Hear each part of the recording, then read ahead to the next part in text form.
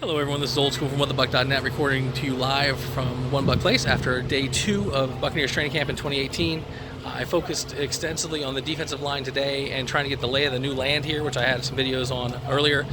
I'll go into some more details about that as we get a little further into camp, but things have changed significantly. D-line in general, my takeaway was that the coaching staff is focusing on the critical physics aspects of impact, and I like that. I'm a coaching guy. I like what was going on down there. There was a attention to detail that we saw a couple years ago with foot placement, but impact was really the key. Getting upfield was really the key. Guys look great physically. They're a strong bunch.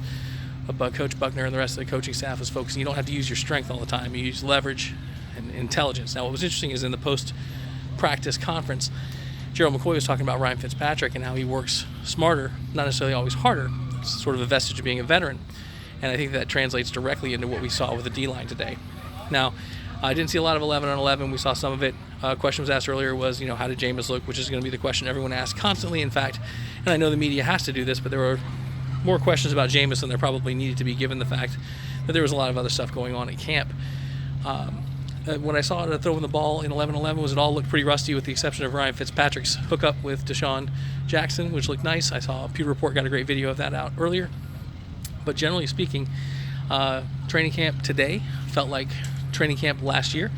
Same level of energy. I'd like to see that increased, but it is definitely hot out here. This is a far cry from the Gruden camps of old.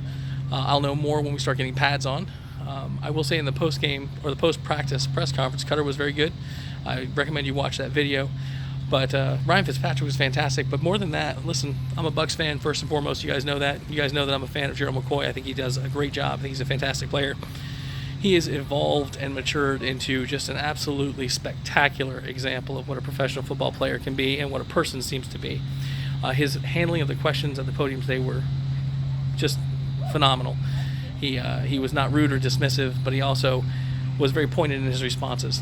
And so anyway, with regards to camp, highlights and lowlights, I think that the new layout is going to be confusing for folks. The team is going to be getting together. I talked to them on a couple of occasions. They have a meeting today to figure out the logistics. I'm sure they'll come up with a great plan, but it is very different than it's been in the past. So you veterans who come out here all the time, it's going to be a different experience for you because the stands, as I videoed earlier, I want to reverse my camera, and I don't know how to do that in this, so I'll do it this way.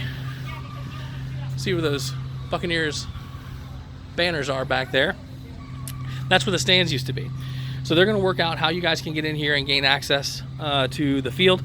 The press gets to go all the way sort of around the fields, which is great access for us. Coach Cutter in the press conference also made a comment about how it's great to be able to practice outside, not just because you get in the elements and the grass is easier on the joints and all those sorts of things, but also just the amount of equipment. You've got 3 fields out here. You've got heavy sleds. Moving those around is a problem in general, even when you have all the gear in the world like the Bucs do. Trying to get that into a single field inside is a problem. So they've got to get their good quality time out here, not just for conditioning, but also for logistics. So in general, good camp. I'll be back out for the next camp day, and I will report more as far as I have it. And I will also start doing some work with our podcast, get that back up on the stream. We appreciate you guys staying with us in the off season. We got some exciting things going on. This weekend, we're doing our backpack assembly and delivery.